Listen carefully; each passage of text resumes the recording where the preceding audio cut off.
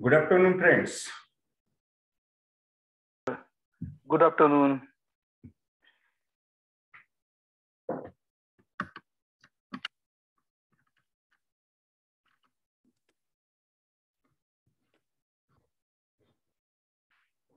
Welcome to our reductive homeopathy book reading workshop.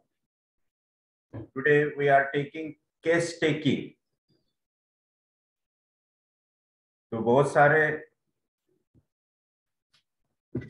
Participants का कहना था कि केस टेकिंग चाहिए, है ना। केस टेकिंग प्रोफार्मा दो, तो केस टेकिंग का कोई प्रोफार्मा नहीं होता है। केस टेकिंग आप जैसी शुरू करें वैसी शुरू हो सकती है। केस टेकिंग का कोई प्रोफार्मा नहीं है, आप प्रोफार्मा के थ्रू केस टेकिंग नहीं कर सकते। एक पोर्ट्रेट में हमें नहीं जाना है, एक ऐसे फिक्स क्वेश्चनरी में नहीं जाना है, क्योंकि हर पेशेंट की हिस्ट्री अलग होती है। क्योंकि जो हैनेमन सर ने जो टर्म लाई इंडिविजुअलाइजेशन, क्योंकि each and every patient have a different history, different life situation, different life events, है ना, कॉन्फ्लिक्ट्स, तो हर किसी का अलग अलग होता है। इसलिए एक जैसी हिस्ट्री हम नहीं ले सकते। जो पॉइंट्स कवर करने होते हैं हमें हिस्ट्री में, वो पॉइंट्स हमारे माइंड में होने चाहिए कि हमें क्या पूछना है। एक पॉइंट होगा तो दूसरा पॉइंट कौन सा होगा। तो जब हम हिस्ट्री लेते हैं तो जब हमें पता होता है कि हमें क्या क्या पूछना है, हमें क्या क्या लेना है, तो ये एक पॉइंट कवर होने के बाद अगर पेशेंट बोलते जा रहा है तो हमें मालूम है कि हमारे पॉइंट्स क्या क्या है, हमें कौन किस टॉपिक में हिस्ट्री लेनी है। तो वो हमारे कवर हो रहा है कि नहीं है, वो कवर हो रहा है तो उसने जो बताया वो अकॉर्डिंग टू दैट टॉपिक्स आप राइट डाउन करो, राइट। तो go through the patient, patient को अपने साथ मत लेके चलो, पेशेंट के साथ आप चलो। वो जैसे बता रहा है वैसे बताने दो, वो जैसे डिक्टेट कर रहा है उस तरह से आप सुनो, उसे डिस्टर्ब मत करो, उसे बीच में रोको मत, उसे बीच में अगर वो बताते जा रहा है तो बीच में क्वेश्चंस भी नहीं करने चाहिए। वो जब रुक जाता है तब हमें उस पर क्वेश्चंस करने होते हैं कि हमारा कौन सा पॉइंट छूट गया, वो भी कवर होना चाहिए। इसलिए फिर आप क्वेश्चन करो, क्योंकि आपके सभी टॉपिक, सभी क्वेश्चन, सभी क्वेरीज, आइडियाज क्लियर होनी चाहिए। वो जब तक पूरे आइडियाज, पूरा डाटा हमारे पास आता नहीं तब तक हिस्ट्री छोड़ना नहीं, उसे पूछते रहना है। लेकिन जब वो खुद होके बोलता है तो हमें बीच में इंटरप्ट नहीं करना है, डिस्टर्ब नहीं करना है, उसे बताने देना है। क्योंकि उसके माइंड में क्या चल रहा है, वो किस सिचुएशन को याद कर करके बता रहा है, हम अगर उसको बीच में रोकते हैं, बीच में टोकते हैं, तो वो शायद हो सकता है उसकी लिंक भूल जाए, बाद में वो जो रिएक्शन आनी चाहिए थी वो नहीं आई। वो जिस तरह से उसे नैरेट करना चाहता था, वो एक्शंस, वो एक्सप्रेशंस शायद हमारे से मिस हो जाए। इसलिए बीच में उसे कभी रोकना नहीं। तो हिस्ट्री स्टार्ट करने के बहुत सारे डिफरेंट टाइप्स है।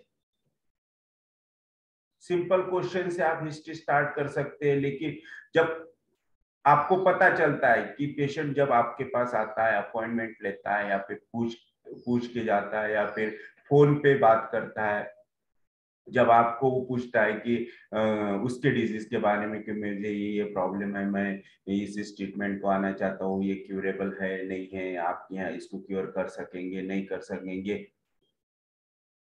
तब से हमारी हिस्ट्री स्टार्ट हो जाती है, हमारी केस टेकिंग स्टार्ट हो जाती है। तभी से हमें याद रखना चाहिए कि ये पेशेंट ने किस टाइप के क्वेश्चंस किए थे, किस टाइप से हमें क्वेश्चन पूछे थे, इसके माइंड में क्या है, इसका नेचर कैसा हो सकता है, इसका माइंड कैसे हो सकता है, इसका फिजिक्स कैसे हो सकता है। तो जैसे ही पेशेंट अपॉइंटमेंट लेता है या फिर अपॉइंटमेंट लेने के लिए कांटेक्ट करता है, वहां से हिस्ट्री स्टार्ट हो जाती है।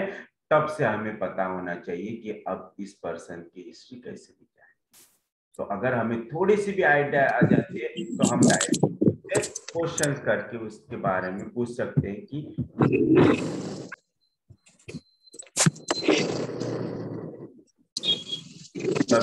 सभी से रिक्वेस्ट है कि प्लीज प्लीज आप खुद को अनम्यूट म्यूट रखा करो। अनम्यूट तभी करना जब आपको बात करनी हो, कुछ पूछना हो, क्योंकि क्या हो जाता है, लिंक टूट जाती है बताते बताते, क्योंकि बहुत नॉइस हो जाता है और उस मुझे ही नहीं तो सभी को डिस्टर्ब करता है। इसलिए प्लीज आपको जब कुछ बात करनी है, बोलना है, क्वेश्चंस करना है, तभी आप खुद को अनम्यूट करके बात कीजिए। लेकिन जैसे आप लॉगिन हो जाते हैं, आप ज्वाइन हो जाते हैं, तो पहला ध्यान आपका आपके माइक पे होना चाहिए कि माइक ऑन है या ऑफ है, राइट।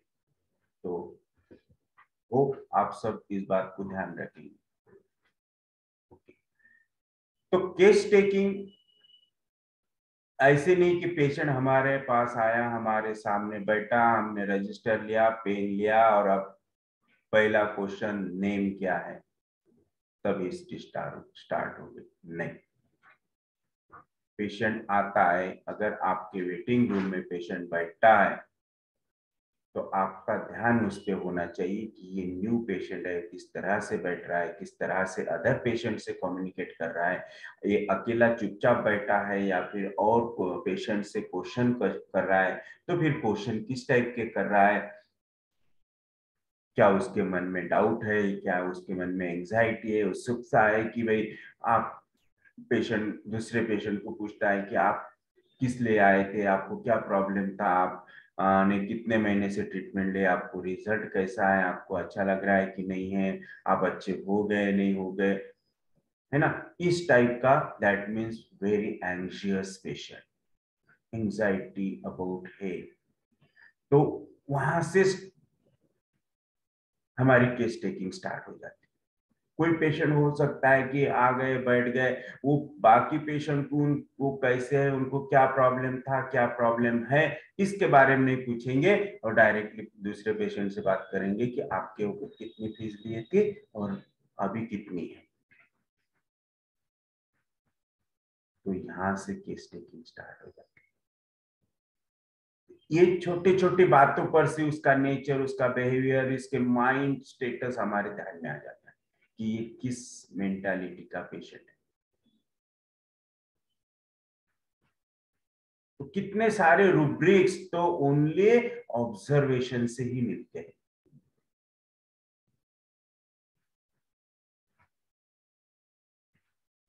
डायरेक्ट पूछने की जरूरत नहीं।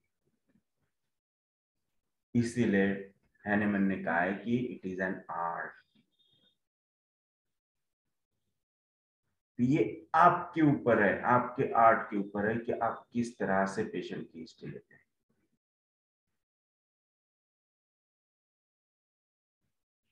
कभी भी कोई भी फार्मूला नहीं बनाना हिस्ट्री के लिए कि कॉमन हर पेशेंट के लिए कॉमन प्रोफार्मा बना लिया। नो, वो हमेशा आपको एक 10-15 ग्रुप के मेडिसिन के ऊपर ही लेके जाएगा। उससे बाहर आप देख भी नहीं सकेंगे, सोच भी नहीं सकेंगे और ढूंढ भी नहीं सकेंगे। इसलिए कभी भी प्रोफार्मा के थ्रू नहीं जाना है। Go through the patient, go with the patient. Okay, तो ये बेसिक नॉलेज है केस टेकिंग का। तो केस टेकिंग कैसे स्टार्ट हो जाती है? तो जैसे अपॉइंटमेंट का हो गया, पेशेंट आपके क्लिनिक में एंटर किया, लेकिन जब पेशेंट एंट्री करता है, रिसेप्शनिस्ट से पूछता है, इंफॉर्मेशन लेता है, तो बहुत से पेशेंट वहीं पे कुछ ना कुछ प्रॉब्लम कर देते हैं। रिसेप्शनिस्ट से अच्छी बात नहीं करेंगे, कुछ एरोगेंटली बात करेंगे, कुछ रूडनेस उनमें से दिखेगा। तो ये छोटे छोटे पॉइंट हमें ऑब्जर्व करना है, ध्यान रखना है। या फिर आपका स्टाफ भी उतना प्रोमिनेंट, उतना इंटेलिजेंट होना चाहिए। आप अपने स्टाफ को भी ये इन सब बातों का इंफॉर्मेशन दे सकते हैं कि नया पेशेंट है, वो कैसे आया, कैसे बिहेव किया, कैसी बात की, उसकी इंफॉर्मेशन हमें बताया था। जब आप 100% अपने क्लिनिक में देंगे तभी आप अच्छे रिजल्ट दे पाएंगे। तो आपका पूरा ध्यान आपकी क्लिनिक में होना चाहिए। कौन कैसे बात कर रहा है, कौन कैसे बिहेव कर रहा है, कौन कैसे इंटरैक्ट कर रहा है, इन सभी बातों पे अगर आपका ध्यान नहीं है तो आप अपने स्टाफ थ्रू भी ये इंफॉर्मेशन ले सकते हैं। नहीं तो बेटर वे है कि हर क्लिनिक में सीसीटीवी कैम होना ही चाहिए, और वो ऑलवेज आपके सामने होना चाहिए। आपका पूरा ध्यान उन पे होना चाहिए, पूरा ऑब्जर्वेशन आपका सीसीटीवी में होना चाहिए कि कौन नया पेशेंट है, कौन फॉलोअप वाले हैं, कौन कैसे बिहेव कर रहे हैं क्लिनिक में, कैसे एक्ट हो रहे हैं, लाइक दिस। क्योंकि बहुत से केसेस में क्या हो जाता है कि हम पूरी हिस्ट्री लेते हैं लेकिन हिस्ट्री में कुछ नहीं मिलता।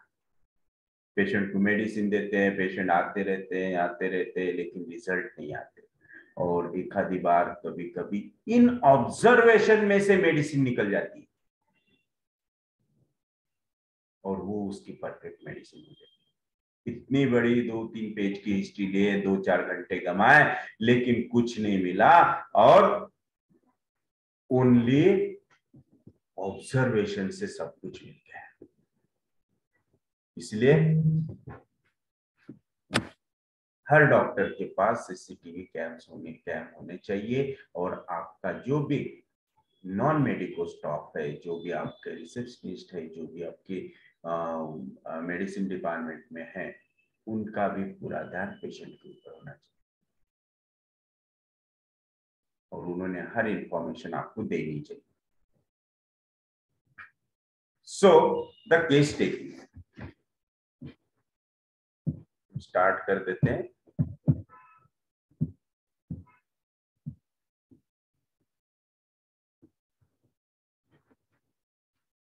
तो केस टेकिंग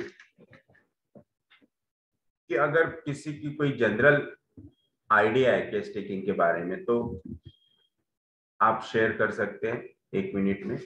आप सभी लोगों को सुने तो आ रहा है ना? मेरा आवाज सुने आ रहा है?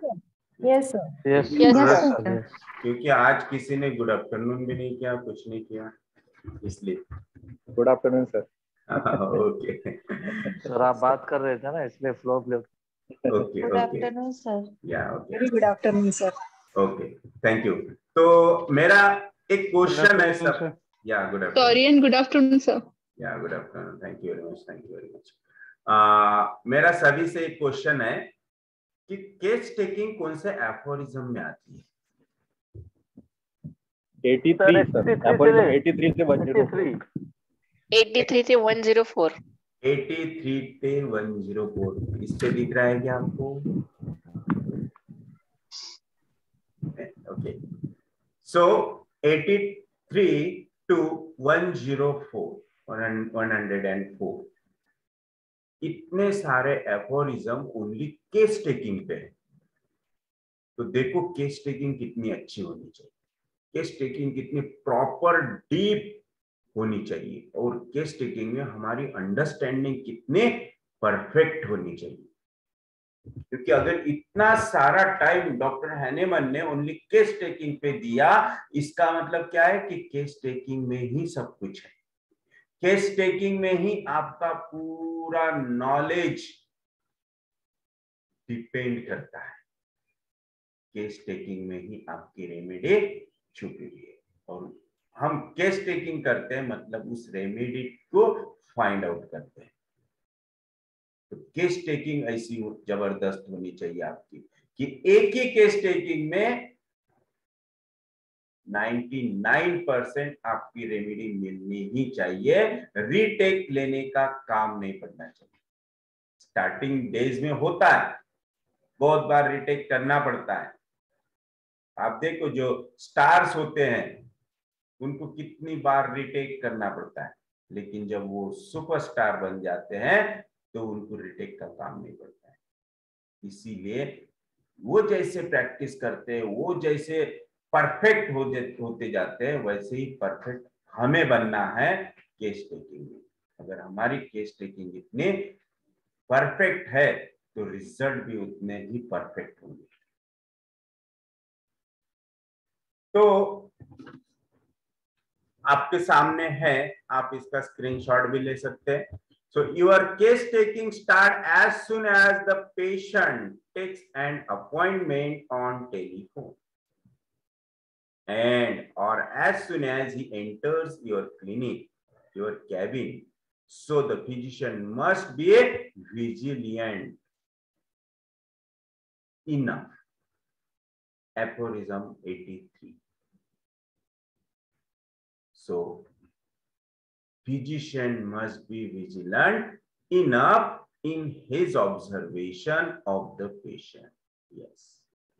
तो ऑब्जर्वेशन किस टाइप के होने चाहिए? क्योंकि हैनेमन ने कहा है फिजिशियन शुड बी कीन ऑब्जर्वर, मस्ट बी कीन ऑब्जर्वर। यस, तो आपका ऑब्जर्वेशन बहुत ही शार्प, कीन होना चाहिए। एक भी मूवमेंट अगर मिस हो जाती है ना तो जेनेटिक डिस्पोजिशन मिस होगी, समझ लो।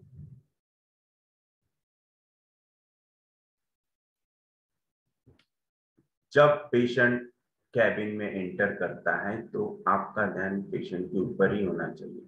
पेशेंट एंटर करता है, आप नीचे देख रहे हैं, मोबाइल लेके बैठे, मोबाइल में देख रहे हैं, दिस इज रॉन्ग।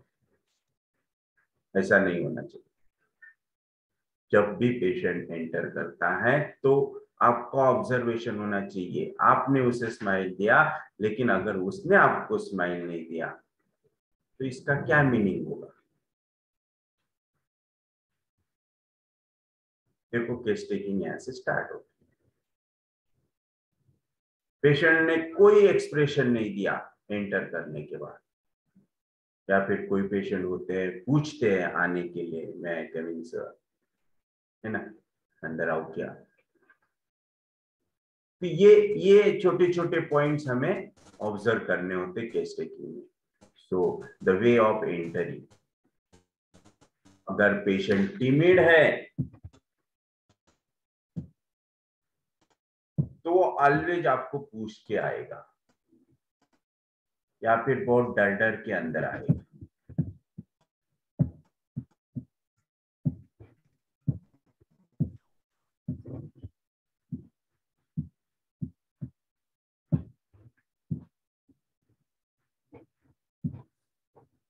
तो वे ऑफ एंटरिंग, वे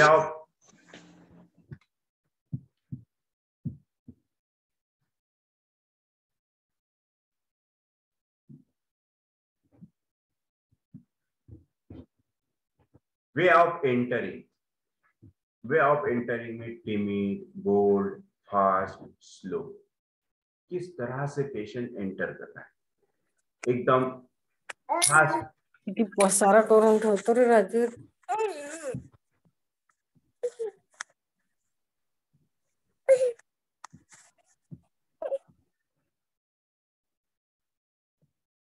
क्या करना, कितनी बार बताना?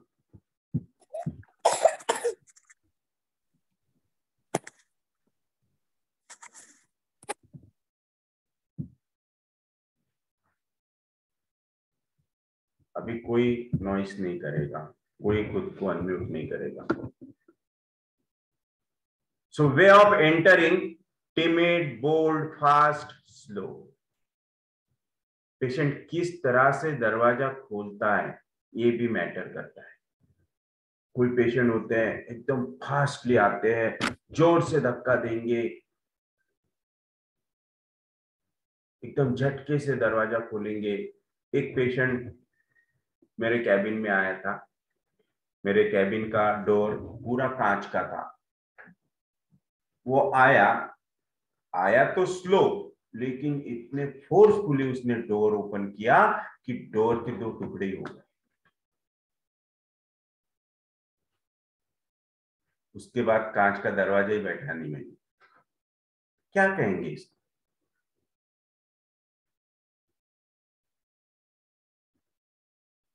इस टाइप के बिहेवियर को क्या कहेंगे? Bold,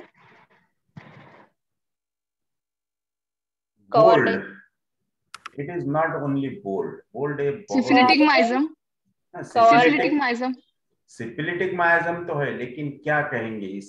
arrogant, arrogant, harsh. Harsh कुछ लिमिट तक ठीक है। Harsh, cowardice, highly esteemed, highly esteem, और क्या? कवर्डाइज, नॉट कवर्डाइज। कवर्डाइज वो पेशेंट कभी जोर से खोल ही नहीं सकता, वो तो बहुत धीरे धीरे स्लोली देख देख के खोलेगा। Abrupt, abrupt, yes. Hurried, abrupt, harsh, ये एक ही रेंज के है। यस। इन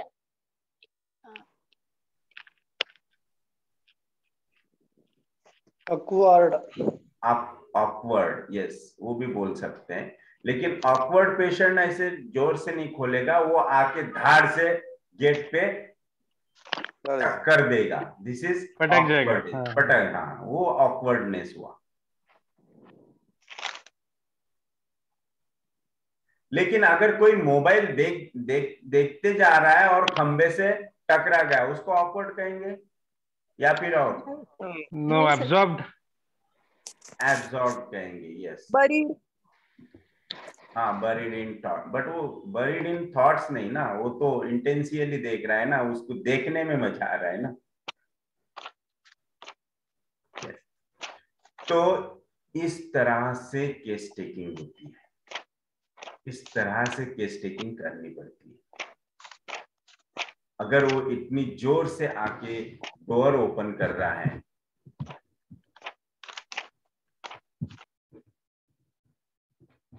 इसका मतलब क्या है?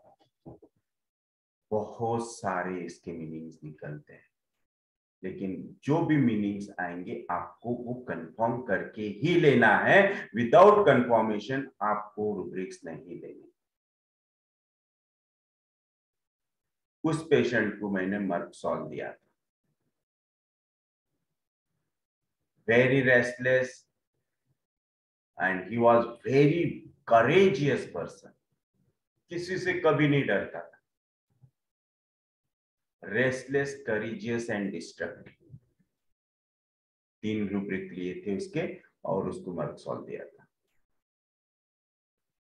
और उसका प्रॉब्लम था क्रॉनिक रीनल फेलियर। यस। तो इस तरह से केस टेकिंग होती है। मैंने कितने सारे केस टेकिंग लिया, लेकिन प्लीज एक बार रिपीट करो।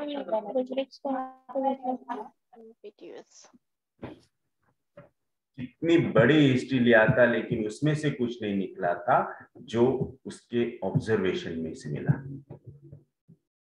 यस। तो इस तरह से आपको हर केस में जाना है। तो फर्स्ट वे है केस टेकिंग का कि वे of entering, observe the way of entering of the patient.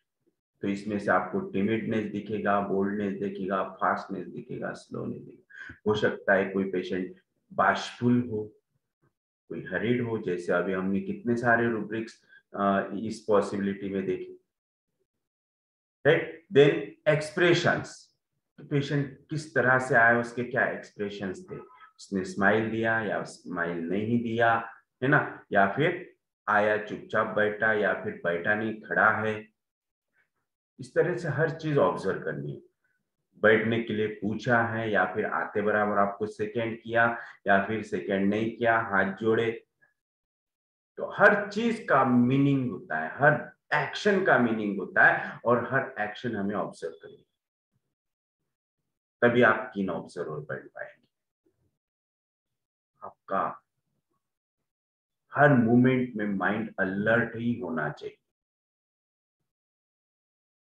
Then the way patient greets you and leaves the clinic, patient आया, जब आपको good morning, good afternoon, good evening किया नहीं किया, या फिर जाते वक्त आपको थैंक्स बोला नहीं बोला। कोई पेशेंट होते हैं जैसे कि लाइको पेशेंट, लाइको पेशेंट किस तरह से ग्रीट करता है,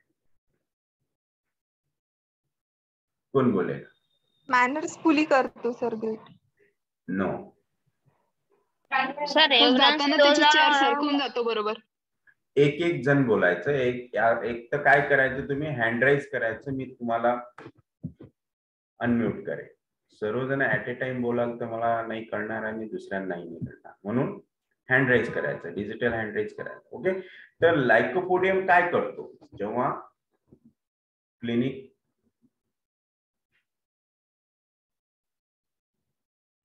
त्याचं काम झालं, क्लिनिक सोडलं की चेअर जागेवर लावून जातो.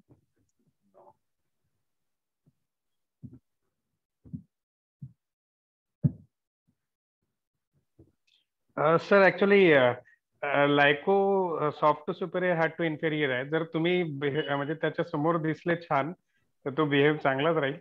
नंतर मग समजा ते हे झालं तर तो थोडा हार्शली चालला जाईल. समजा सुपेरियर नाही वाटलं, त्याचा बरोबर नाही वाटलं त्याला. नो. ओके. मॅनिपुलेटिव्ह आहे? नो. यस, कंसे sir. Will you say thank you and go? Yes, thank you तो बोलेगा ही, लेकिन लाइकोपोडियम पेशेंट व्हेन ग्रीट और when he say thank you, उसके आंखें भर आती है. He weeps. Right. Weeps Yes. when thanking. हाँ. Right? Yes. तो देखो वो क्यों होता है, he is a very haughty person, फिर वो क्यों, उसके आंखें में पानी क्यों आता है? Why his eyes become tearful?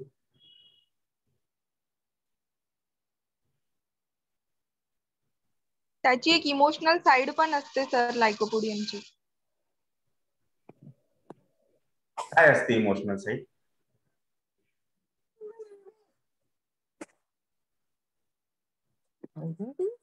बाबा कशी जाते का ऑफिसला?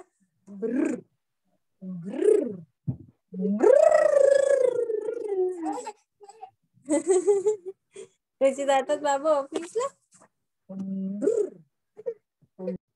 मिस नेहल, अगर आपका वापस ऑडियो ओपन हुआ तो मैं आपको इसमें से आउट कर दूंगा. ओके. सर. तो जब लाइकोपोडियम सोरा में होता है तो उसकी सेंसिटिविटी बहुत हाई होती है, राइट. और जब वो साइकोसिस में जाता है तो हॉटी बनता है, और साइकोसिस में जाने के बाद फिर नहीं वो वीप करेगा. जब उसकी सेंसिटिविटी हाई है, मतलब वो प्योर सोरा में है, देन उसकी सेंसिटिविटी की वजह से वो उसके आंखों में पानी आएगा. He greets, he weeps when he greets. Yes. तो समझ में आया? तो इस तरह से देखो, माइजम की भी स्टडी हो गई, रूब्रिक्स की भी स्टडी हो गई, नेचर की भी स्टडी हो गई, ओनली एक बात से ऑब्जर्वेशन. कोई कोई पेशेंट जब जाते हैं ना तो ये बहुत से जोर से हाथ दबाएंगे, सेकंड करेंगे, थैंक यू बोलेंगे, उसको क्या कहेंगे? और कोई पर्सन एकदम स्लोली स्मूथली थैंकिंग करते हैं. पहला mental type. No, I am not asking about medicine, I am asking about rubric meaning. Strong handshake Sir, like confidence. dominant and confident. Confident, positive, courageous, bold, haughty, egoistic person, right? कितने सारे rubrics हैं. और जो एकदम timid, mild, बाशफुल, yielding, कवार्डाइज, ये patient होते हैं ना तो एकदम स्लोली हैंडशेक करेंगे. तो हर चीज कहने का मतलब ये है कि हर चीज आपको ऑब्जर्व करनी है। ये जो ऑब्जर्वेशन से मिलेगा ना, ये एकदम परफेक्ट होगा। और जो पेशेंट से सुन के, जो हमने लास्ट केस में, लास्ट सेशन में देखा था, ऑब्वियस सिम्टम्स, और क्या क्या देखा था, किसके ध्यान में है वो सेशन? बोलो कि हम खाली सामने ही जाते जा रहे। सिझोफ्रेनियाची केस मधला का sir? No no no no, उसके पहले मैंने बोला था टाइप्स ऑफ सिम्टम्स में किस टाइप के सिम्टम्स होते हैं।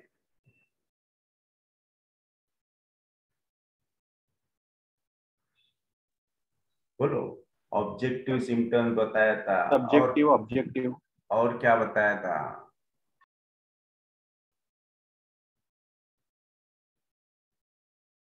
किसी ने वापस नहीं पढ़ा है ना?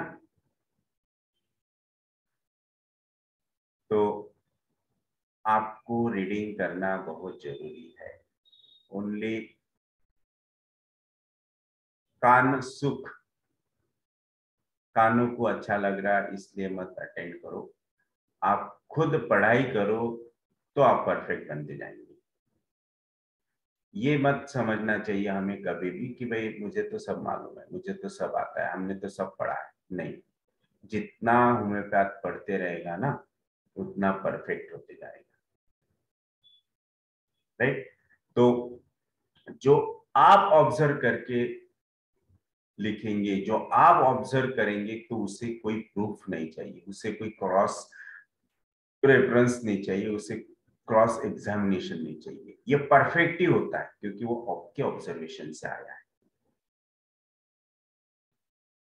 आप जितने भी पेशेंट से हिस्ट्री लेंगे, पेशेंट से रिलेटिव से हिस्ट्री लेंगे, वो हो सकता है फॉल्स हिस्ट्री हो, रॉन्ग हिस्ट्री हो, इनकरेक्ट हिस्ट्री हो, लेकिन आपके ऑब्जर्वेशन वाली हिस्ट्री कभी इनकरेक्ट नहीं हो सकती। Right? So this is the starting of case taking. Starting of case taking में ही कितने सारे रूब्रिक्स आपके पास आ सकते हैं।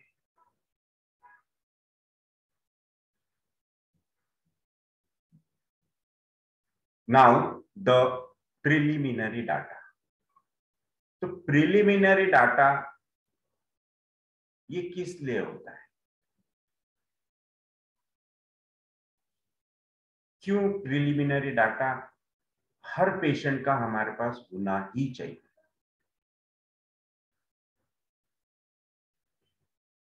तो प्रिलिमिनरी डाटा में name, age, sex, occupation, status, religion, address, contact number and mother. तो नेम, कोई लोग नाम नहीं लिखते, पेशेंट को नंबर देते और नंबर ही ध्यान में रखते, लेकिन ये रॉन्ग है।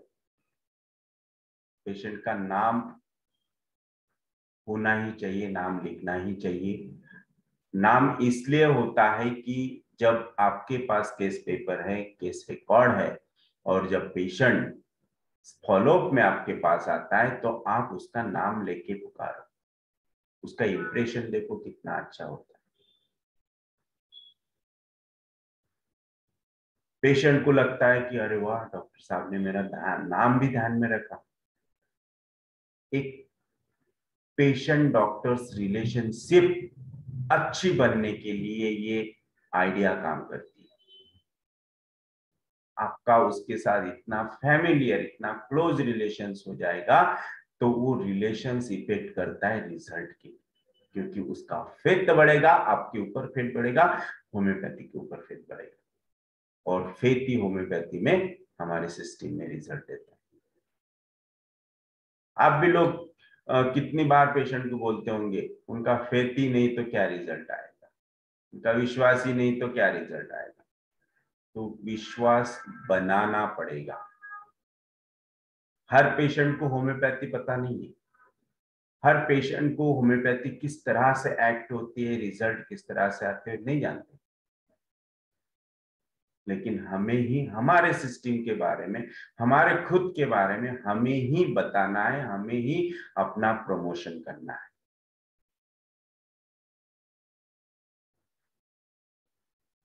खुद का प्रमोशन करने में कभी भी हिचकिचाहट नहीं लाना, बिंदास बोलो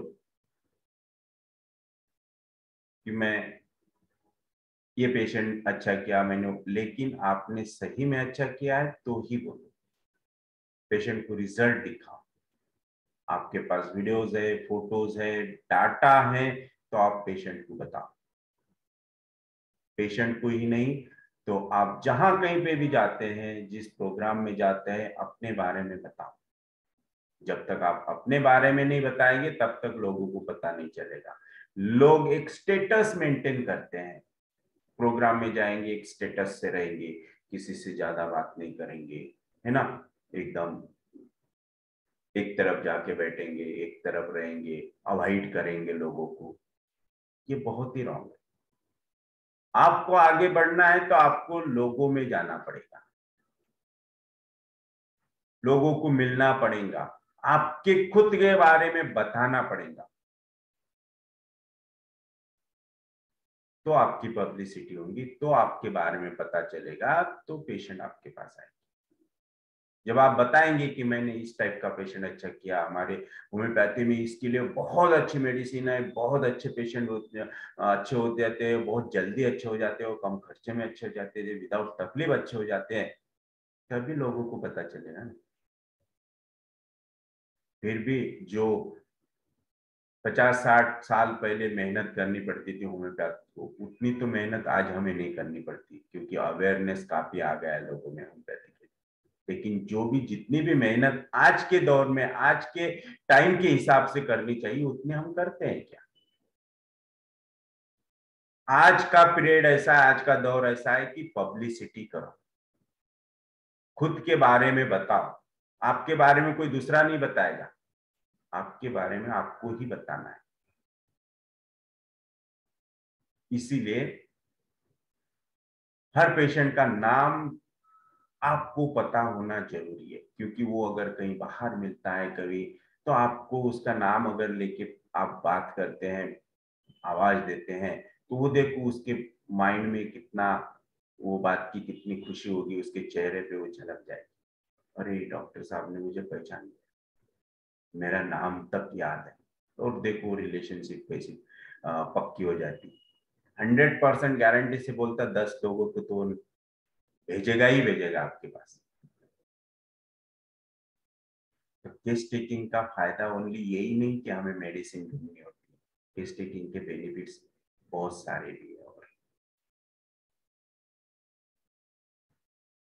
तो ये है नाम। फिर नाम में भी कोई लोग है ना, शॉर्ट फॉर्म लिख देते हैं, उसके नाम का फर्स्ट वर्ड लेंगे, देन फर्स्ट लेटर लेंगे, देन मिडल नेम का फर्स्ट लेटर, सर नेम का फर्स्ट लेटर, और वो वैसा लिखेंगे। नहीं, उसका पूरा नाम आपको पता होना ही चाहिए। फिर नाम पर से भी मायाजम होता है। नाम किस टाइप का है? देखो, सिंपल 2 वर्ड्स का नाम है, लाइक सृष्टि, सोरिक ने,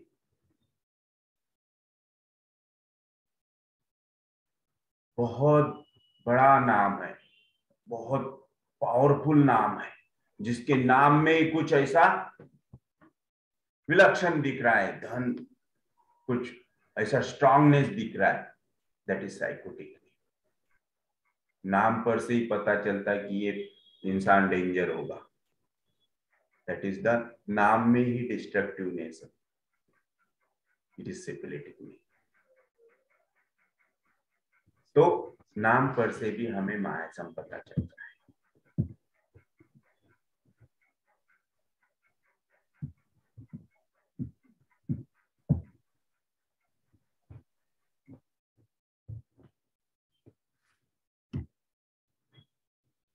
देन एज, हर पेशेंट का एज हमें पता होना जरूरी है। क्योंकि एज पर से पता चलेगा कि इस एज में किस टाइप के डिजीजेस होते हैं, इस एज में अगर कुछ हार्मोनल इम्बैलेंस होता है क्या। मोस्टली एज वाइज भी ग्रुप ऑफ डिसीजेस हैं, एज का भी माइजम होता है। जब आप पेशेंट को नाम पूछते हैं तो क्या हो जाता है, कभी कभी पेशेंट स्टार्टिंग में ही हमें जब नाम बताता है तभी कुछ ना कुछ आइडिया, कुछ क्लूज देके जाता है कि नाम किस टाइप से उसने बताया है। बहुत स्लोली बताया, एकदम बोल्डली बताया, विदाउट एनी हेजिटेशन बताया, करेजियसली बताया, बहुत लाउड वॉइस में बताया। तो हर बात, हर एक्शन, हर चीज मैटर करती है। वैसे ही एज, किसी किसी पेशेंट का एज 50 होता है लेकिन 35 बोलेंगे। कोई पेशेंट बोलता है अच्छा दिख रहा है, एजुकेटेड लग रहा है, लेकिन बोलता है नहीं आपके हिसाब से लिख डालूंगा, कुछ याद नहीं आ रहा, कितना होगा लिख दो ना कुछ भी। ये हर बात इंपॉर्टेंट है, ये हर बात का मीनिंग है कि उसने ऐसा क्यों कहा। तो अगर वो 50 का और 35 बता रहा है तो आप क्या लेंगे?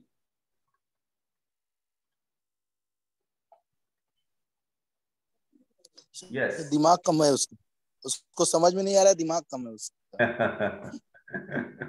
पहला भी यही सोचेंगे सर। नहीं, हमें इस तरह से नहीं सोचना है। हमें रेपर्टरियल लैंग्वेज में सोचना है, इसके लिए ऑर्गेनन की भाषा में सोचना है, मटरा मेडिका के लैंग्वेज में सोचना है।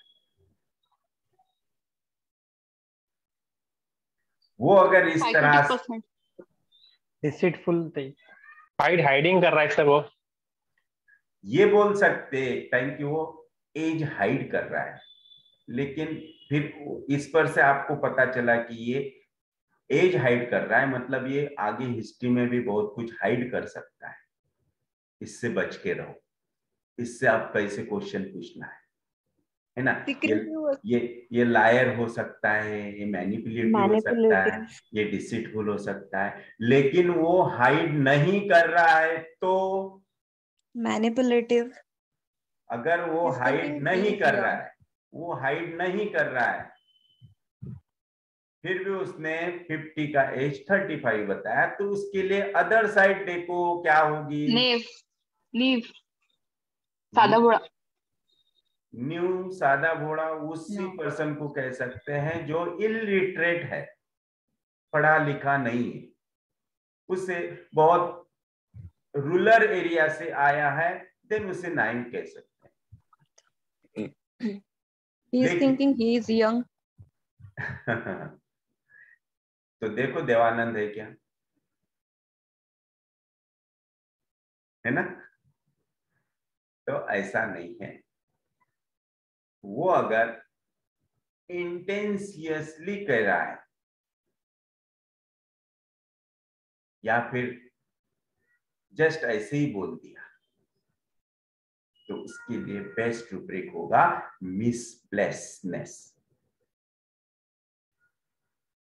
तो ये इतना स्ट्रॉन्ग रूब्रिक है मिसप्लेस,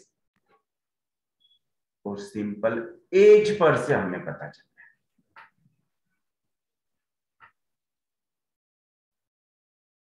मिसप्लेस एज, देखो अब हमारी हिस्ट्री में ही हम कहां जा रहे हैं कि जिसका माइंड मिसप्लेस है, जिसकी अंडरस्टैंडिंग मिसप्लेस है, जिसका इंटेलेक्ट मिसप्लेस है, वो किस ग्रुप में जाएगा? बराटा। तो देखो आप, मतलब एक सिंपल एकदम अगदी छोटी सी बात है ना, एकदम सिंपल छोटी सी बात पर से कितना बड़ा हम हासिल कर सकते हैं, है ना। और ऐसे वक्त क्या हो जाता है, हम बहुत लाइटली ले लेते हैं है ना, हम ही उसको समझाने लगते हैं, नहीं नहीं नहीं तुमसे वही तो जास्त वाटते, आपका तो एज बहुत दिख रहा है, 35 नहीं हो सकता। अरे आप क्या मिस कर रहे हो वो देखो, उसने कितना अच्छा क्लू आपको दे दिया,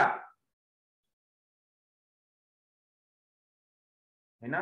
तो इसीलिए जब हम केस टेकिंग करते तो हमारा फुल इंटेंशन यही होना चाहिए कि हमें क्या मिलता है, हमारे सामने एक ही मोटो होना चाहिए कि इसमें से क्या क्या मिलेगा। तो जब आप वर्क ये बहुत केयरफुली करेंगे, बहुत ही कॉशियसली करेंगे, तो आपको बहुत कुछ मिल जाएगा कम वक्त में, राइट। सो एज, अब एज भी अकॉर्डिंग टू मायाजम होता है, जैसे कि सोरिक एज कौन सा है, साइकोटिक एज कौन सा है और सिक्लिटिक एज कौन सा है। तो सोरिक एज मोस्टली 1 to 20 होता है और 0 to 20 होता है सोरिक एज। 20 इयर्स के बाद 20 to 40 ये होता है psychotic age, and above 40, above 45 it is starting of syphilis। तो देखो आप जो सोरिक एज है 0 to 20, इन पीरियड में 0 to 20 एज के पीरियड में आपको ओनली सोरिक डिजीज दिखेंगी, जैसे tonsillitis, upper respiratory infections, recurrent diarrhoeas, pneumonias, like this. और वही 20 से बाद, मतलब 20 लो, 25 लो, उसके बाद देखो बीपी स्टार्ट हो जाएगा, hypertension, diabetes, thyroid problems, like this. तो दिस इज साइकोटिक एज। और सिपिलिटिक एज में तो फिर डिस्ट्रक्शन, डीजनरेशन, लाइक दिस। तो एज के भी माइजम है, अकॉर्डिंग टू एज डिजीजेस होते हैं।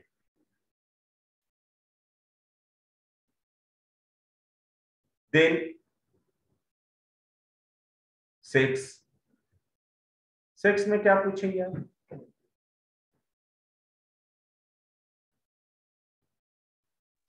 लेडीज असेल तर मेन्स्ट्रुअल सायकल विषयी। सेक्स के लिए आपको पूछना है ही नहीं, आपको लिखना है देख के, मेल है कि फीमेल है, right. Just joking, okay. Now occupation.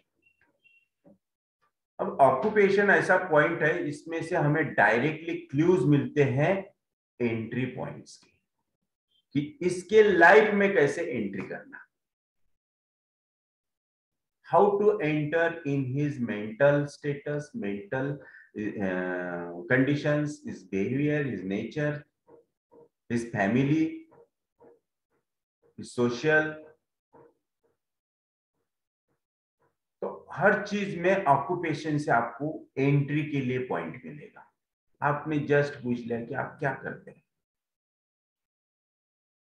उसने बोला सर्विस कर। कहाँ सर्विस करते हैं? कोई भी ऑफिस बताया, बोला कि मैं पुलिस में जॉब करता हूं। तो देखो इतना बड़ा क्लू हमें मिल गया उसके एंट्री के लिए। तो जब वो आपको चिप कंप्लेंट बताएगा, जो भी डिजीज है बताएगा, तो आप वहां से उसको ये पॉइंट का यूज कर सकते हैं कि ये डिजीज आपको क्यों हुआ, आपके ऑफिस में कुछ तभी गड़बड़ है, आपके ऑफिस में कुछ तभी प्रॉब्लम है, किसी से तभी आपके ऑफिस में आपसे प्रॉब्लम है। तो इस तरह से एंट्री के लिए हमें जगह मिल जाती है। कधी कधी पॅथॉलॉजी पण रिलेटेड असते सर ऑक्युपेशन सोबत। Yes, exactly. तो हमें वो भी बहुत अच्छा क्लियर मिलेगा। तर माझ्याकडे एक पेशंट आली होती, म्हणजे सर्वायकल पेन घेऊन आली होती, पूर्ण हात दुखतो म्हणून। आणि जेव्हा मग मी ऑक्युपेशन सोडून दिलं होतं सर विचारायचं, म्हणजे माझ्या ह्याच्यातून मिस झालं होतं। नंतर पुढे पुढे गेली, म्हणजे मी इतकं सगळं निरर्थक विचारत होती आणि नंतर शेवटी कळलं की ती कंडक्टर होती आणि तो दरवाजा जोरात लावून लावून तिचा जास्त हात दुखत होता. परंतु जे सर्वायकल स्पॉन्डिलोसिस आहे ती तुमच्या वर्कनी, ऍक्टिव्हिटीनी किंवा जॉब मुळे कधीच नाही होणार. तुम्ही काय वर्क करता, किती हार्ड वर्क करता, तुम्ही काय फोर्सफुली करता, त्यांनी होत नाही. ते तर नुसतं एक निमित्त आहे तुमचं पेन ऍग्रिव्हेट करण्याकरता. हो तेच सर, पेन ऍग्रेव्हेट होत होतं. म्हणजे बाकी हिस्ट्री तिथं ते सर्वायकल रिलेटेड आपलं जे आपण सायकोलॉजिकल कॉजेस घेतो ते होते, पण ते वाढतंय कशाने, तर ते ऑक्युपेशन सोडल्यामुळे मी तिला सांगू शकत नव्हते मेंटेनिंग कॉस्ट ते वाढण्याचं. तर त्यांनी फक्त जे काही आपल्याला पेशंट सांगतात ना, मी हे खाल्ल्याने असं झालं, मी हे काम केलं, असं केलं, मी पाण्याची बकेट उचलली, कमरेत टीच निघाली, कंबर दुखायला लागली, हे असं नाहीये. वेट उचलल्याने, वेट लिफ्टिंगनी किंवा एक्सरसाइजनी किंवा रायटिंगनी कधीही नेक पेन, बॅक पेन होणार नाही. This is not the causative factor. This is only aggravating factors. Causative factors are different. तो simple है. Neck pain, neck cervical spondylosis क्यों होती है? अपमान झाला सर. टीम हर्ट होत होता sir. Yes, because of devaluation. Because of devaluation. कहीं तभी आपको किसी ने तभी अपमानित किया, इंसल्ट हो गई और आपको गर्दन झुकानी पड़ी. उसको ही बोलते, गर्दन को बोलते मराठी में मान. और आपकी मान हानि जहां होती है वहीं पे आपको सर्वाइकल स्पॉन्डिलोसिस का प्रॉब्लम है. तो पॉजिटिव फैक्टर ये है. देखो, एग्रीवेटिंग फैक्टर को पॉजिटिव फैक्टर में कभी भी इन्वॉल्व नहीं करना. Aggravating factors are different, positive factors are different, right? Yes.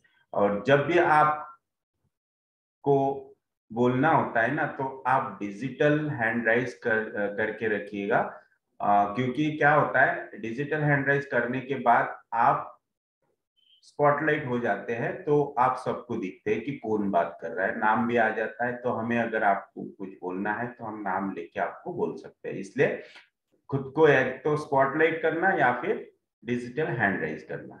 Okay, अभी सब जने ध्यान में रखिए. तो नेक्स्ट है स्टेटस. अब स्टेटस में क्या पूछ सकते हैं, क्या पूछना चाहिए? इयरली इन्कम किती आहे असं विचारू शकतो का? Yearly income. यस, पुन्हा मॅरिटल स्टेटस असतो सर. अनमॅरिड आहे, मॅरिड आहे. हाँ, married, unmarried. Yes yes. Rekha. Same sir, marital status. Yes, marital status. तो मैरिटल स्टेटस में क्या पूछना चाहिए और क्यों?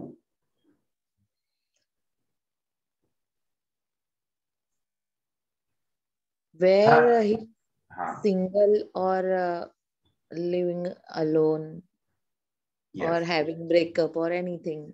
That means married है, unmarried है, widow है, divorce है, divorcee है, right? लिबर्टी कैसी है? Yes.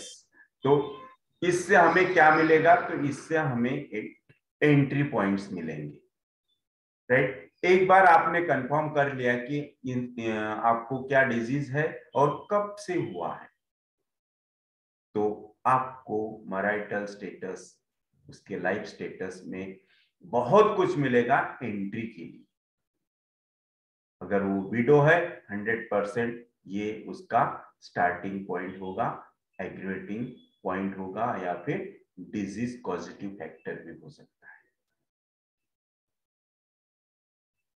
या फिर कुछ सिंगल है और एज ज्यादा दिख रही है, तो आपको कितना अच्छा क्लू मिल गया कि अभी तक मैरिज क्यों नहीं हुआ। डिवोर्सी है,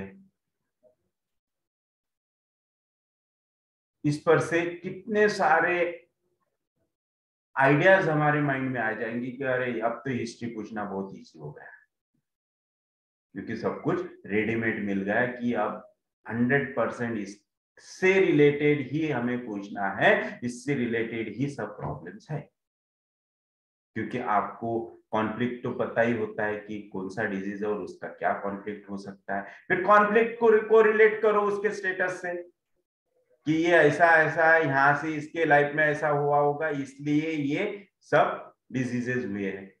इसलिए स्टेटस भी उसका मैटर करता है हिस्ट्री में।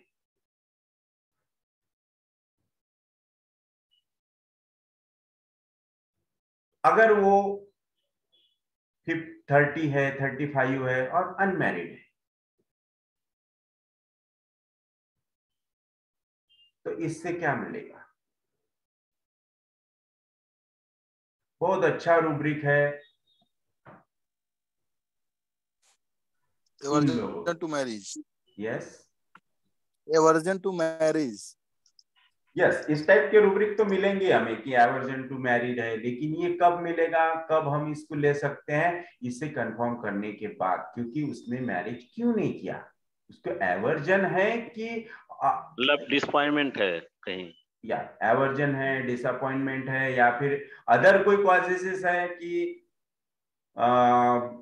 कुछ रिस्पॉन्सिबिलिटीज थे इसलिए लेट हो गया, राइट? जॉब जल्दी नहीं हुआ, घर नहीं था, या फिर कुछ ऐसे पेरेंट्स की बीमारियां थी जिसकी वजह से उसका मैरिज लेट हो गया। तो हर बात में आपको अलग अलग रूब्रिक्स मिलेंगे, अलग अलग व्यूज उसके आएंगे, तो अलग अलग हमें उसकी सिम्टम्स फाइंड आउट करने में हेल्प होगी। क्योंकि अगर पेरेंट्स की डिजीज की वजह, एक मिनट मैं फिनिश कर लेता, पेरेंट्स की वजह से, अगर पेरेंट्स की डिजीज की वजह से उसका मैरिज लेट हुआ, तो इसका मतलब क्या है? वो पर्सन किस टाइप का है? Responsibility strong. Responsibility strong, is very anxiety conscious person, right? Yes. और अगर विदाउट एनी कॉज मैरिज नहीं किया, दैट मीन्स लिबर्टी, ब्रह्मचारी म्हणून रुब्रिक आहे सर एक, मला इंग्लिशमध्ये नाही सांगितलं. सिलेबसी, राइट? यस। तो इस टाइप के रूब्रिक्स आएंगे, लेकिन हर बात के जड़ में जाना बहुत जरूरी है। तो जब हम सिम्टम पूछते हैं, हिस्ट्री लेते हैं, तो 2-4 बातें ही जो होती है, जो बार बार पूछनी पड़ती है, वो बात ये है कि क्यों, कब, कैसे, कहां, सब क पर से क्वेश्चन है। आप वाई करते जाओ, सब कुछ निकलते जाएगा। क्यों क्यों क्यों, कब, कैसे, कहां, क्यों, लाइक दिस। ये उसको बिल्कुल पिंच करते जाएंगे, और जब वो बिल्कुल आंसर लेस हो जाता, दैट इज हिज रिएक्शन और डिस्पोजिशन। तो इस तरह से हमें केस टेकिंग में आगे बढ़ना है, हमें रुकना नहीं है। आपने अगर उसने कुछ बताया नहीं, छोड़ दिया वहां पे, तो हो गई केस पिंच। उसको इधर उधर से घुमा फिरा के बराबर वही पॉइंट पे आना और वापस वही क्वेश्चन पूछना। यस कंसी सर, बोलिए। Sir, nowadays there are large number of group of young generation who are very much unmarried, and they are just behind careers or giving excuses. Yes. अभी इतना जल्दी शादी नहीं करना है, ऐसा है. Yes. There are some, they are still in the 40s. They still are not wanted to marry. There may be in some, there are some causes, in some are not. Then how to consider this large number of population, in what ways? It's very different and difficult. तो आप ही बताइए इसको क्या लेंगे इसके लिए, क्योंकि ये लोग अभी का जनरेशन हाईली एम्बिशियस करियर को लेके बहुत ही एम्बिशियस है ना। उनको वो फैमिली लाइफ को वहां पे कॉम्प्रोमाइज कर रहे हैं। कितने सारी लड़कियां फैमिली लाइफ को कॉम्प्रोमाइज कर देती करियर करियर करियर करियर बोलते, राइट। तो दिस इज हाईली एम्बिशियस, है ना। पैसियोनेट हो जाते हैं ये अपने जॉब के लिए, अपने नेम के लिए, फेम के लिए, पैसे के लिए। yes. तो इस टाइप के रूब्रिक्स वहां पे मिलेंगे, पैसियोनेट, एम्बिशियस, हाईली एम्बिशियस, है ना। Yes, they become conscientious but never become anxiety conscientious. Yes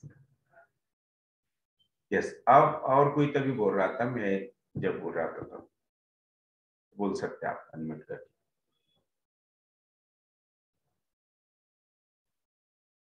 okay, नहीं बोलना है, चलो। Then religion. अब रिलीजन से हमें बहुत कुछ मिलता है, जैसे कि कौन सा रिलीजन है, हिंदू, मुस्लिम, सिख, ईसाई। और हर रिलीजन की लैंग्वेज देखो, टोनिंग, बात करने का उनका टोन देखो, टोनिंग देखो, हर रिलीजन का अलग अलग है। हर रिलीजन के अपने अपने कुछ रूल्स होते हैं, अपने अपने कुछ क्या बोलते हैं उसको, अपने रिलीजियस वेज होते हैं।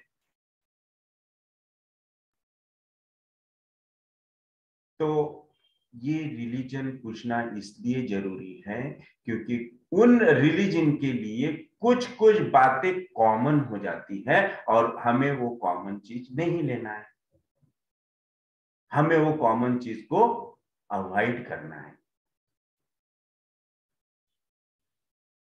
तो इसलिए रिलीजन मस्ट हो जाता है पूछना, क्योंकि इससे बहुत सारा हमारा वर्क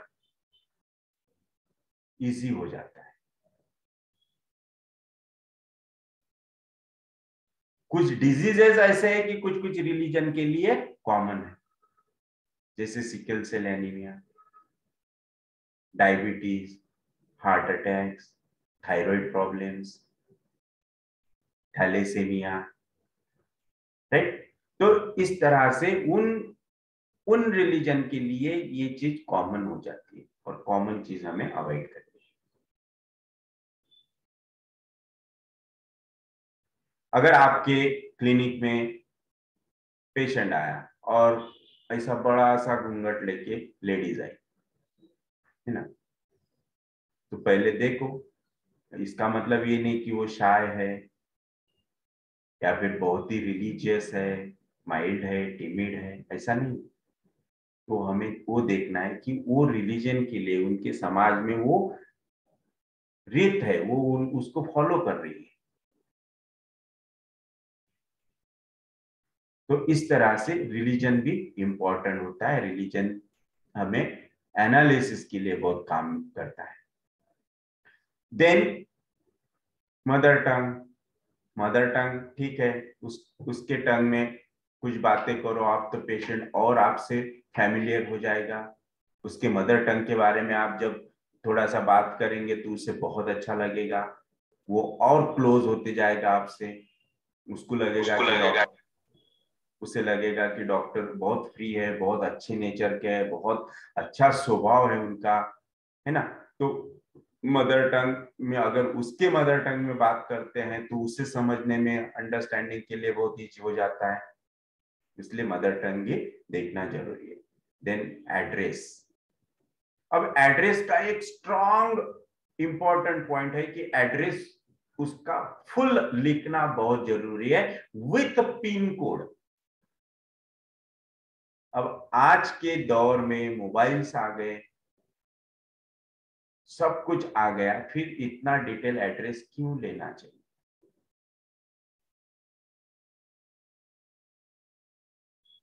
देखो, मेरी हैबिट है, मैं स्टार्टिंग से, मतलब 1999 से पेशेंट की हिस्ट्री लेता, तब से मैं एड्रेस पूरा डिटेल में लेता था। क्योंकि स्टार्टिंग के डेज में जैसे मेरी प्रैक्टिस स्टार्ट हो गई तो एक 2-4 साल बाद मैंने पेशेंट को लेटर्स लिखना शुरू कर दिया था।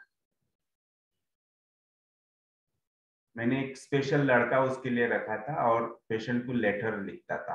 कोई पेशेंट अगर 6 महीने आया नहीं तो उसके घर पे लेटर जाता था।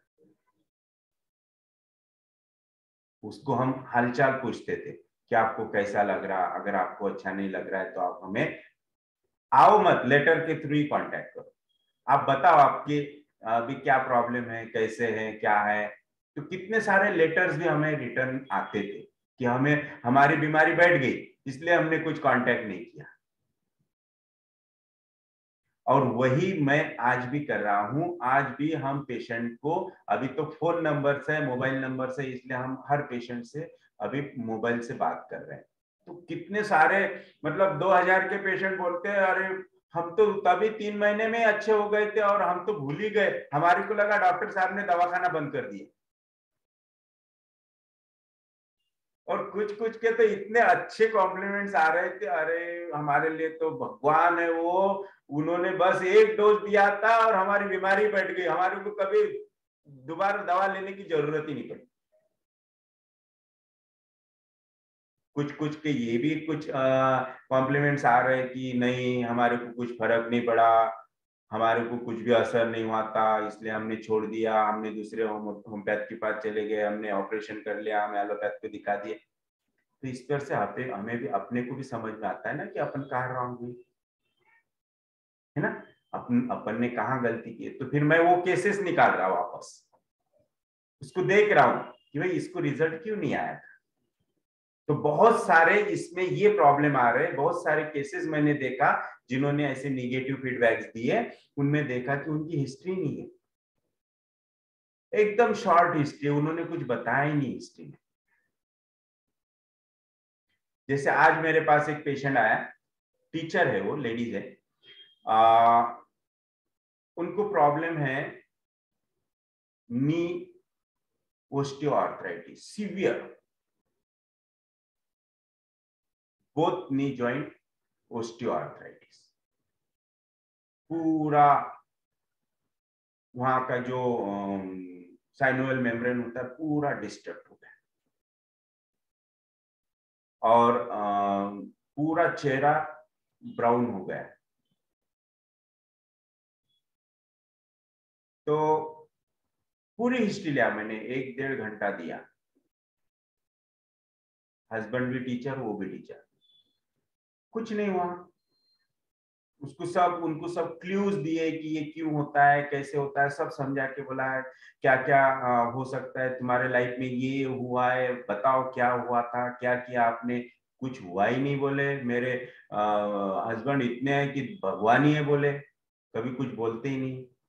Father in law, mother in law से, नेबरर से कोई प्रॉब्लम, क्योंकि राइट से प्रॉब्लम स्टार्ट हुआ था, नहीं बोले। हमारे नेबरर तो इतने अच्छे बोले कि मतलब हम उनके यहाँ कभी भी जाओ तो ऐसा लगता अपना ही घर है। फिर फादर इन लॉ तो बोले मेरे फादर से भी अच्छे थे। फादर से कुछ प्रॉब्लम नहीं बोले, फादर तो मेरे स्कूल में, मैं जहाँ टीचर हूँ वहीं पे मेरे फादर हेडमास्टर है, और फादर ही हेडमास्टर है तो स्कूल में भी कोई प्रॉब्लम नहीं। कल मेरे फादर ही हेडमास्टर है तो मेरे साथ बाकी कलीग्स भी एकदम अच्छे रहते, मतलब प्रॉब्लम कहीं नहीं है। फिर क्यों हुआ नहीं बोले, ऐसा कुछ नहीं बोले, ये 15 साल से प्रॉब्लम है। मैंने बोला 15 साल पहले का याद करो, एक एक दिन क्या हुआ था, कहाँ आपको घुटने टेकने पड़े, कहाँ आपकी इंसल्ट हुई, कहाँ आपका डिवैल्यूएशन हुआ, ऐसा हुआ ही नहीं बोले। हमारी लाइफ इतनी अच्छी है, इतनी अच्छी है। सब तरीके से मैंने समझा के बोला उनको, बोला अरे प्रभु रामचंद्र भी सुख से नहीं जिए, वो तो प्रभु थे, भगवान थे, गॉड थे, उनके लाइफ में भी सारे प्रॉब्लम थे, और हम तो एक इंसान है और आप बोल रहे कुछ प्रॉब्लम नहीं, ऐसा तो हो ही नहीं सकता। नहीं बोले, आप बिलीव नहीं करेंगे, हमारी इतनी अच्छी लाइफ है, फिर डिजीज क्यों हुआ है ना। आखिर तक कुछ नहीं बताया, कुछ भी नहीं बोला, कुछ है ही नहीं बोले तो क्या बताना।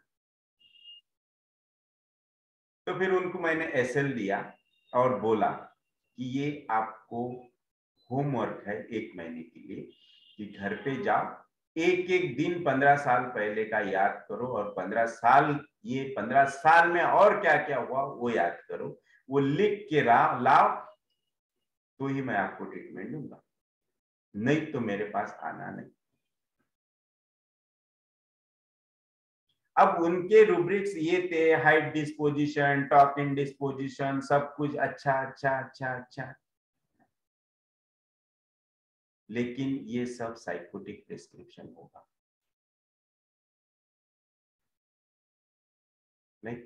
तो उनको बताया, समझाया अच्छी तरह से कि हमें जितना पता है कि एग्जैक्टली कॉन्फ्लिक्ट क्या है, उसके बारे में पेशेंट को सब बताओ, सब पूछो, उसको आइडिया दो, ताकि वो उस पर थिंक करे, सोचे, क्योंकि पॉजिटिव फैक्टर के सिवा कुछ नहीं होगा, और without any cause nothing will happen.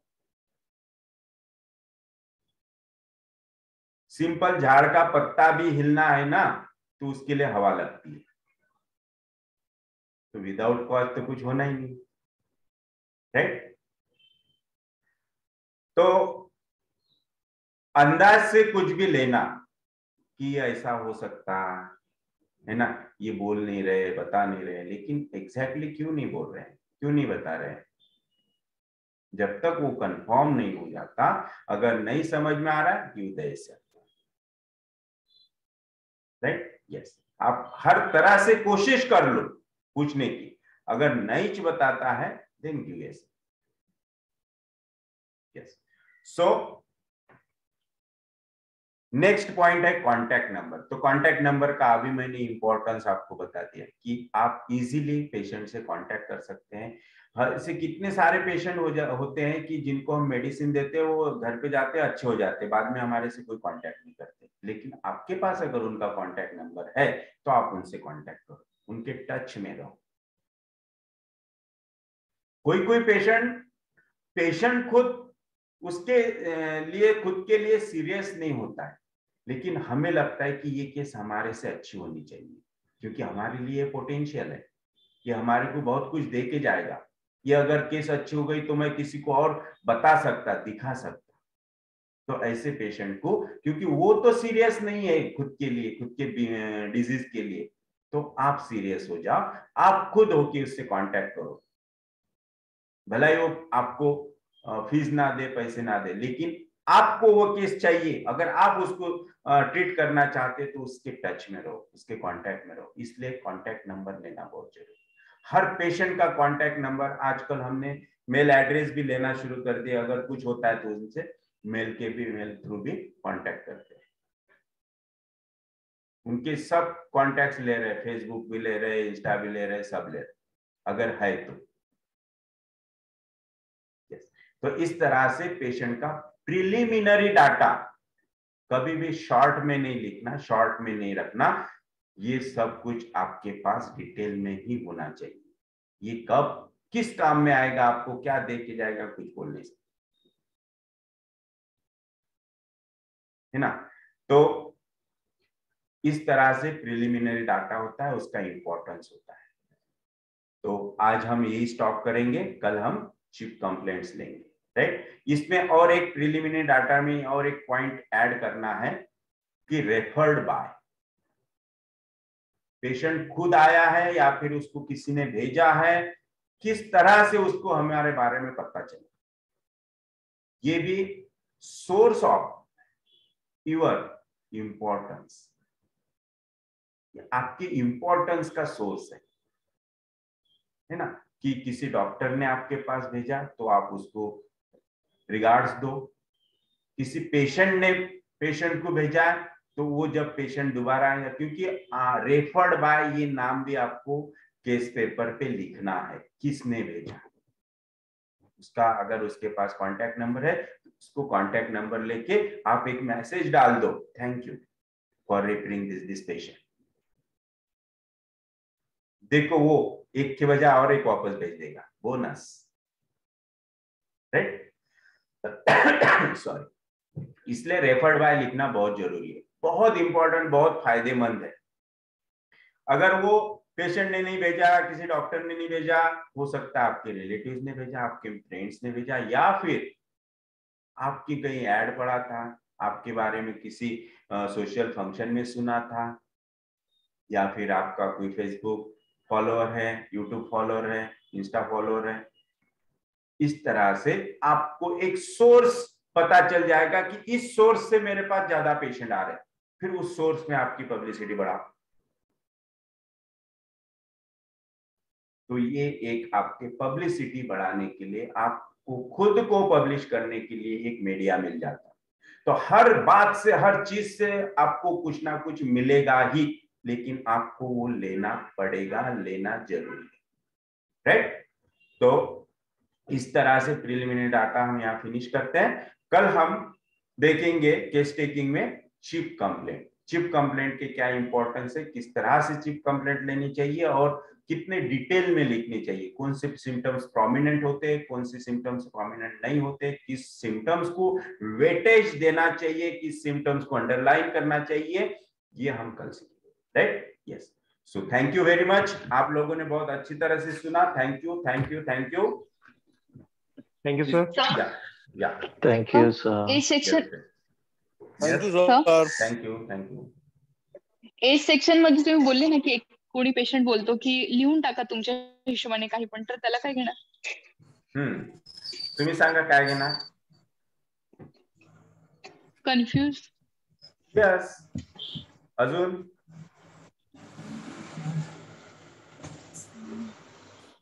Sir काही काही जे पेशंट असतात त्यांचं खूप एज झालेलं आहे, त्यांना त्यांची बर्थ डेट पण माहित नाही, म्हणजे पहिले जे होते त्यांना, तर मग ते इलिटरेट आहे, इलिटरेट आहे, अशिक्षित आहे, त्यांना काही घ्यायचं नाही तुम्हाला, कारण त्यांना त्याचे इम्पॉर्टन्सच नाही आहे, म्हणून ते लक्षात नाही ठेवत. परंतु काही काही पेशंट अशिक्षित असून सुद्धा प्रॉमिनंट प्रत्येक डेट त्यांच्या लक्षात असते, त्यांना काय घेणार? इंटेलेक्चुअल म्हणजे हुशार आहेत.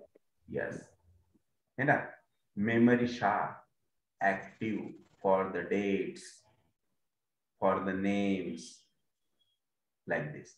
आणि जे म्हणतात की लिहून टाका, तुमच्या हिशोबाने लिहून टाका.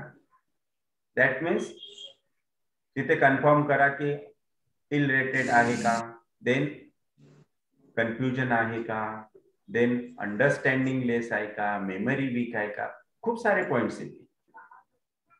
यस, सो और किसी को कुछ, या और किसी को कुछ पूछना है? सर एक केस है सर. हाँ बोलिए. छोटा सा. सर एक हमारे रिलेटिव हैं, मैं उनको 2-3 महीने से दवा दे रहा हूँ, इंसैनिटी का केस है. अच्छा. वो गुस्से में घर वालों को पहचानते नहीं है, बोलते हैं, डांटते हैं. बगल में जमीन है, खेत है, तो उसमें बोलते हैं शाम होगा तो बोलेंगे लोग मेरा खेत से सामान लेते जा रहे हैं, मेरा फसल काट के ले जा रहे हैं.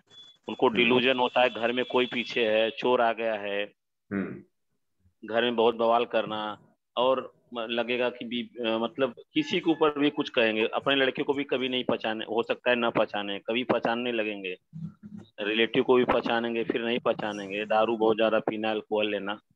तो उनका और सब सिम्टम लेके जो है, मैंने उनको लैकेसिस दिया था, तो उससे, और खाना बहुत दिन से नहीं खा रहे थे, तो लैकेसिस देने के बाद काफी इम्प्रूवमेंट हुआ. लेकिन फिर पूरी तरह से इम्प्रूवमेंट नहीं हुआ. अभी 2 महीने से वो भोजन नहीं ले रहे थे, और सस्पिशियस चाय, उनको अगर दवाई भी पानी में मिला के या चाय में दे रहे हैं तब भी जान रहे हैं. उनको तुरंत मालूम हो जाए रहा है कि अरे कुछ मिलाया है, कुछ दिया है, तो उसकी वजह से उनको किसी तरह से दवाई दिया गया जो है. अभी 5-6 दिन से वो भोजन फिर ले रहे हैं 3 टाइम दिन में, नहीं तो 2 महीने से कुछ नहीं खा रहे थे, खाली चाय बिस्कुट लेते थे, बस इतना ही. लेकिन उनको शाम को जो डिल्यूजन होता है ना, वो लगता है कि उनका बगल में ही खेत है तो कोई चरी काट ले रहा है, कोई फसल लेके जा रहा है, मेरा ये सामान लेके जा रहा है, अनाज लेके जा रहा है. घर वालों को ही बोलेंगे कि अलग कर देंगे, बेच देंगे जमीन, ये कर देंगे, वो कर देंगे. ये चीजें सर जा नहीं रही जो है, और हम टेनियम 6 डोज दिए हैं. तो अब हम क्या करें सर, पावर बढ़ाएं या फिर वेट करें? लास्ट डोज कब दिया आपने? लास्ट डोज सर 1 सप्ताह पहले दिया। हाँ, तो वेट एंड वॉच 1 सप्ताह नहीं सर, लगभग कितना दिन हुआ, 3 दिन, लगभग 1 महीना हो गया सर। ओके, 1 महीना पहले। और कुछ दिन वेट करो, क्योंकि उनके फिजिकल जनरल्स बहुत अच्छे हैं, बहुत इम्प्रूव हो रहे हैं। तो जो डिल्यूजन्स है ना, इट इज द मतलब deep strong impressions on brain. जो पास्ट इवेंट्स हुए हैं ना, ऐसे इवेंट्स उनके लाइफ में हो गए होंगे, इसलिए वो उसके इम्प्रेशंस है, वो जाने को थोड़ा वक्त लगेगा, लेकिन जाएंगे 100%। थोड़ा वेट एंड वॉच करो, और 1-1.5 महीने बाद मुझे बताओ वापस। तो सर जैसे फ्रिक्वेंट डोज देना जरूरी है कि बिल्कुल नहीं, मतलब नो। अच्छा, single dose sir? Single dose, yes. अच्छा, थैंक यू सर। या, thank you. Yes, so okay. किसी को सर, यस सर एक पेशेंट आता है हमेशा, like you no he comes in the clinic and he start just praising, doctor साहब आप है तो यू नो लाइक मेरे कोई चिंता नहीं, आप ही सब हमारे हैं, you know he always praise like that, आप कुछ तो कर लो, आप जो भी है आप सब, हम आपसे ही सलाह मसलत करते हैं, ऐसा वगैरह, you know he always pledging. तो इसका भी रूब्रिक क्या लेना है और इसको देना क्या है, समटाइम्स यू नो लाइक, हाँ तो ये सब। और एक दिस इज वन पेशेंट है, second patient is a female, she is elderly one, तो उसको किसी ने बताया ना आपका नोज का ऑपरेशन करना पड़ेगा फॉर द डीएनएस, तो तब से वो डरी हुई है कि अभी मुझे कुछ ऑक्सीजन तो मिलेगा ना, मेरा कुछ होगा नहीं ना, and even going out somewhere also she gets scared all the time, she is just thinking negative thoughts, आता काय होईल, मग काय होईल, you know like this kind of 2 patients are there. तो इसको how to think regarding them और approach ऐसा। फियर ऑफ डेथ एक इसमें आएगा, फियर ऑफ डेथ, और दूसरा जो प्रेजिंग वो किसको, आपको कर रहा है कि और किसी को? नहीं, just me, like you know मतलब अभी फिलहाल when he comes always praise to the doctors. Yeah, तो ही इज बोस्टर, तो उसका ये जो साइकोटिक नेचर है ना, इसको इम्पोर्टेंस मत दो। सिपिलिटिक क्या है उसमें वो ढूंढो। फ्लैटरिंग बोल सकते हैं ना? फ्लैटरी, वो फ्लैटरी डिजायर अलग है, हाँ। और जो आपको चढ़ा रहा है दैट इज बोस्टर। ओके, हाँ, बोस्टर तो सर खुद का ज्यादा बताएगा, ऐसा रहेगा ना? हाँ, खुद का भी बोलेगा। बोस्टर ब्रैगर्ट जो होते हैं ना, वो दूसरों के लिए भी होते हैं और खुद के लिए भी होते हैं। ओके। और सर फिर वो एक रूब्रिक है ना, डिजायर टू प्लीज अदर्स, ये साइकोटिक रूब्रिक हो गया। Desire always psychotic. उसका डिजीज क्या है वो बताओ मुझे। अभी तो सर उसको आर्थराइटिस शुरू हो रहा है। हाँ, आर्थराइटिस है, दैट इज सिपिलिटिक, है ना? तो आर्थराइटिस साइकोसिपिलिटिक भी है, तो उसमें आपको सिपिलिटिक ढूंढना पड़ेगा पहले। सबसे पहले सिपिलिटिक ढूंढो और क्या है उसमें, क्योंकि आप इसको साइड में ले सकते हैं बोस्टर को, लेकिन आपको मेन सिपिलिटिक लेना पड़ेगा, नहीं तो वो केस वापस डीप सिपिलिटिक हो जाएगी अगर हम बोस्टर लेके उसको प्रिस्क्राइब करते हैं। यस,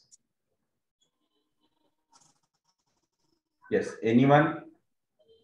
और सर आपने कल जो केस दिखाया लैक्टोसिस का, so there are many symptoms, और आपने इतना खाली 4 ही रूब्रिक निकाला, राइट?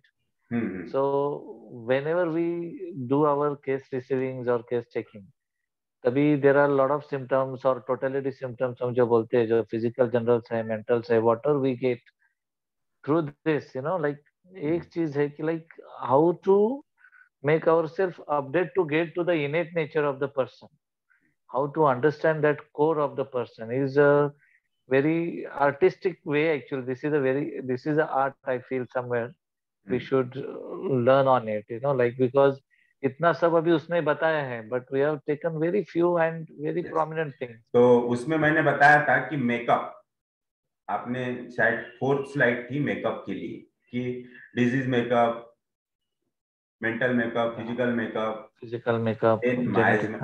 then miasmatic makeup. तो आपको माइजमेटिक मेकअप का मतलब क्या है कि अकॉर्डिंग टू माइजम आपको रूब्रिक्स लेने हैं, और अकॉर्डिंग टू माइजम जब रूब्रिक्स लेंगे तो बहुत सारे रूब्रिक्स नहीं आएंगे, है ना। और वैसे भी वन साइडेड डिजीज में 1 और 2 सिम्टम्स इंपॉर्टेंट होते हैं, लेकिन वो 1 और 2 सिम्टम्स बहुत ही प्रोमिनेंट होने चाहिए, थ्रो एंड थ्रो होने चाहिए, तो ही वो बेस्ट प्रिस्क्रिप्शन होगा। एग्जैक्टली, बट सर हाँ, बहुत सारे रूब्रिक्स लेंगे आप तो हो सकता है आपको एक आधी नॉनसेंस मेडिसिन आ जाएगी, कौन सी। yeah. So that's what to sir we need to learn from you कि how to understand this, because patient तो बहुत कुछ बोलता है and we get along with the patient journey, but we don't know where to lead. तो आपका नाम क्या है सर? सर संदीप कण से। अच्छा ओके, आपने हैंड रेज नहीं किया ना। तो कैसा है सर, अभी तो अपनी स्टार्टिंग है, अभी हमें बहुत कुछ सीखना है ना। अभी जैसे जैसे हम आगे जाएंगे ना तो बहुत कुछ सीखने को मिलेगा, राइट? यस। तो ये सब जो आपने अभी बोला कैसे सीखना है, तो ये सब कुछ मिलेगा। बहुत कुछ है, बहुत केसेस है मेरे पास दिखाने के लिए, बहुत केसेस है, बहुत दिखाऊंगा। Alright, thank you sir. Thank you very much. Yes, Rekha.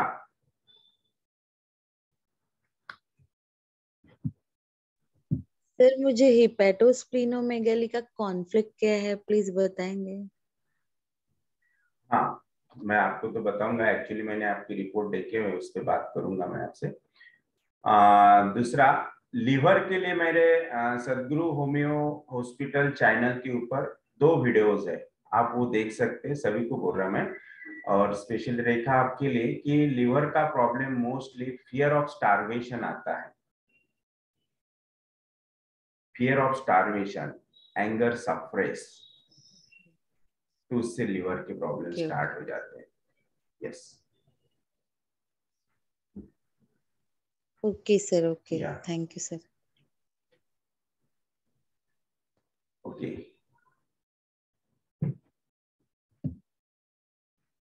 Yes, thank you sir.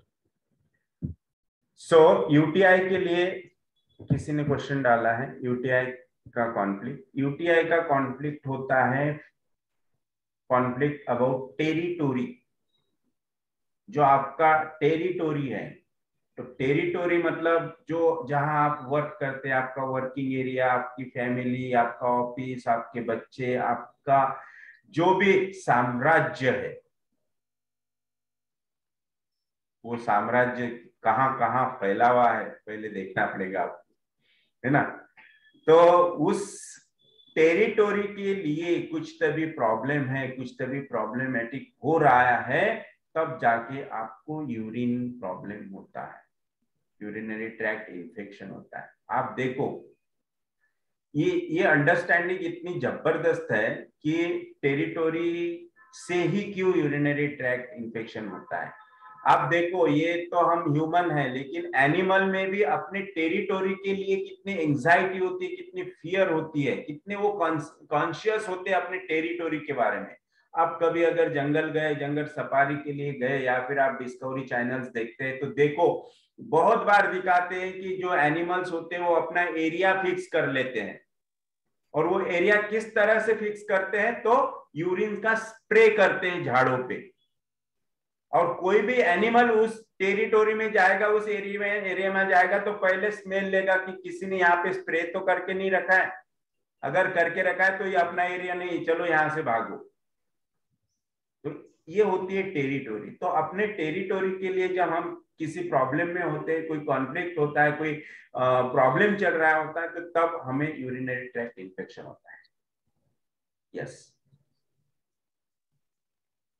Sir, systemic diseases के लिए भी कुछ अलग कॉन्फ्लिक्ट होता है क्या? Systemic diseases, it is a autoimmune disorders, multiple organs failure होता है, तो उसमें बहुत सारे कॉन्फ्लिक्ट आएंगे।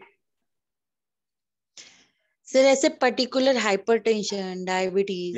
यस, हाइपरटेंशन, डायबिटीज के लिए मोस्टली एंगर सप्रेस और ऐसे कॉन्फ्लिक्ट की जहां आप कुछ बोल नहीं पाते, सब सप्रेस करते रहते हैं। Okay okay. Yes. Even gall bladder के लिए sir? Anger suppress. All are related to anger suppression? No, because gallbladder having, gallbladder के लिए और एक है, ये भी आता है उसमें टेरिटोरी gallbladder के लिए। और gallbladder के लिए इसलिए क्योंकि बाइल जूसेस का स्टोर वहां पे होता है ना। हाँ। तो बाइल, दैट मीन्स बाइल कब सीक्रेट होता है? तो एंगर से। हाँ। या इसलिए anger suppress, fear of territory creates gallstones. Okay. Yes. Thank you, sir. Yeah, thank you very much. So 5:30 बज गए। ओके, अभी हम यहाँ स्टॉप करते। Thank you very much. Good night. Yes, thank you sir, good night. Yeah, have a nice day. Thank you very much. Thank you very much, sir.